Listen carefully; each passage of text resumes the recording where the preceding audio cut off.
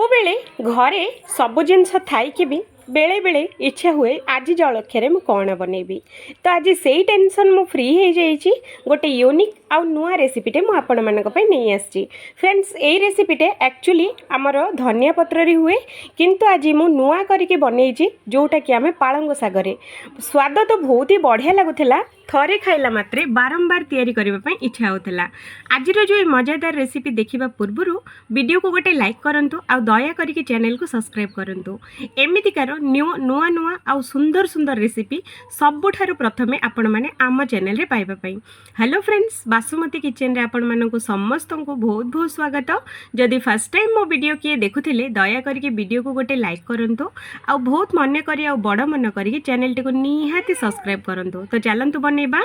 तो एठी देखंतु फ्रेंड्स मु गोटे बिडा एठी मु पालंग साग नेची आउ आको बढ़िया से मु धोई देची आउ एठी हमें कौन करबा एकदम चुन चुन करके आको काटिबा। मन रखंतु कोठी भी बड़ पीस करके बिल्कुल भी रखिबेनी आपण माने जेते चुन चुन पारिबे सेतिके चुन चुन एठी आपण माने काटि पारिबे। तो एठी देखंतु फ्रेंड्स मु बहुत ही चुन चुन करके काटि देची तो देखुथिबे बढ़िया से चुन चुन करके आपको मुझे काटी देची।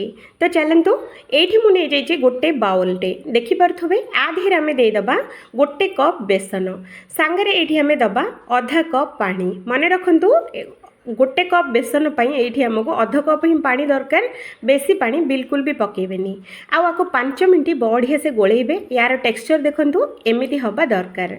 तो ये आम पैन बसेबा पैन रे दबा गोटे चामच तेल यहाँ बहुत तेल कम रे ही जाए सांगरे टिके नाकु जीरा आउ सोरिष दबा जीरा सोरिष फुटीगला ये आउ अधा कप पानी ये आम ऐड करवा आउ सांगरे ये टिके नाकु चिली फ्लेक्स दे दबा अधा चामच आउ किछि मीडियम साइजर पियाज को पूरा चॉप करके ये आम देदबा आउ अधा चामच अजवाइन ये हाथ में बढ़िया से रगुड़ी देदबा।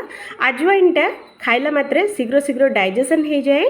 तो ये आम गोटे चुटकी 2 चुटकी हलदी गुंड दबा आउ सब जिनस जितेबाला देदबा लुणटा भी देदबा आउ ये मुझे दूसरी हाफ टी स्पून ये आमर आमचूर पाउडर ये नास्तार बहुत ही बढ़िया लगे निहाती देबे। तो ये सब जिनस बढ़िया से फुटीगला ये आम जो काटिकी रखी थे पालंग साग सबुतक ये आम देदबा देकी आपको बढ़िया से आम गोले नबा। तो देखो फ्रेंड्स एमती करके आपको बढ़िया से गोले नेबे आउ आपको कभर करके 5 मिनट पूरा स्लो फ्लेम रे याकू आम सिझेबा। तो 5 मिनट हो गला फ्रेंड्स ये देखंतु आम पालंग साग आ पियाज गुड़ाक बहुत ही बढ़िया से सॉफ्ट हो जाइए और बहुत ही सुंदर सिझी जाइए। तो ये आम आगुरी जो बेसनटा जो गोले रखी थे सबुतक बेसन ये आम ऐड करवा एमती करने द्वारा आम बेसनटा चेका चेका बिल्कुल भी हेनी। तो ये देखो फ्रेंड्स आउ थे या बढ़िया से गैस रो फ्लेम टाक लो रखा आपको लगातार एमती चलैकी आपको बहुत बढ़िया से 5 ରୁ 6 मिनट पर्यंत ये बेसन आउ पालंग साग को सिझेबा। तो ये देखो 5 ରୁ 6 मिनट भितर एमती गोटे डो भली हो जितेबाला एमती हो गैस टाक आम बंद करदबा आउ डोटा को आम आउ गोटे जगह को बाहर कर नबा। तो निहाती एमती पूरा स्लो फ्लेम रे ही फ्रेंड्स सिझेबे।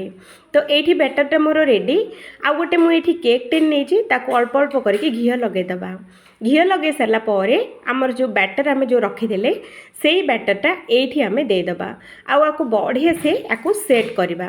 तो देखो फ्रेंड्स एमती करके सेट करदे एक गोटे साइज हो तो आपको गरम गरम ही सेट करेंगे ठंडा हो गला बिल्कुल सेट हेनी। तो ये देखो केते सुंदर बढ़िया से आपको सेट कर देछि एटा को 5 मिनट छाड़दबा ठंडा होगापाई। तो ये देखो फ्रेंड्स 5 मिनट हो जाइए माने हल्का हल्का उषुम अच्छी किंतु आम उषुम उषुम रे ही जलखियाटा बनइबा। तो यहाँ गिन्नाटा को उल्टा कर देकी टिके ना को टैप टैप करदेले आराम से यहाँ आसीजिवो। तो ये आम कौन करवा या पीसेस करके काटी नबा ये मुझे ना को बड़ पीस रखी आपण मैंने चाहिए छोट कि बड़ भी करें आपण इच्छा अनुसार आपण मैंने काटिकी रेडी करेंगे।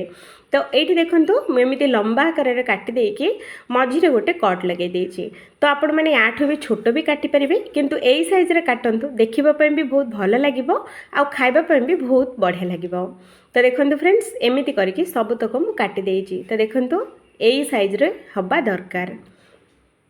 तो ये आम कौन करवा पैन रे टिके नाकु तेल गरम करवा। एठी गैस रो फ्लेम टाकु मीडियम रखिबे, हाई फ्लेम बिल्कुल भी रखिबेनी।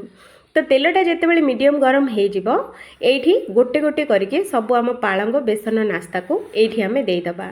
देखो फ्रेंड्स कढ़ी रे जेतिकी आसीबो सेतिकी देबे, अधिक बिल्कुल भी देबेनी, नहले आपण मानकु ओलट पलट करिवा पई कष्ट हेबो।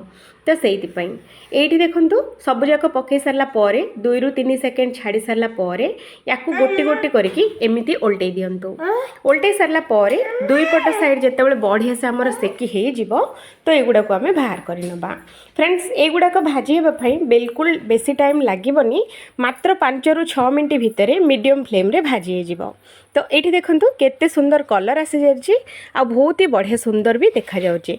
तो चलतु ये आम सबुतक नास्ता बाहर को बाहर करदबा। फ्रेंड्स एगुड़ा को बाहर पूरा क्रिस्पी करारा होगी आ भितर तो बहुत ही सॉफ्ट रहिबो। एई जलखियाटा जदि थरे खाईदेले मार्केट को जेबे भी आपण माने जिबे पालंग शाग देखिला मात्रे आपण को ए जलखिया बनैबा पई निहाती इच्छा हबो।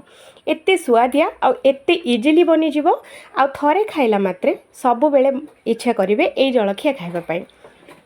तो यार ना हूँ धनिया पत्र पकई कोथिंबीर बड़ी, किंतु आमे पालंग शाग देचे तो से पालक बड़ी केमिति लागिला आपण मानकु निहाती कमेंट करिवे। आ खाई सारला परे आपणकर केमिति रहिथिला कहिबाटा बिल्कुल भी भूलिबेनी।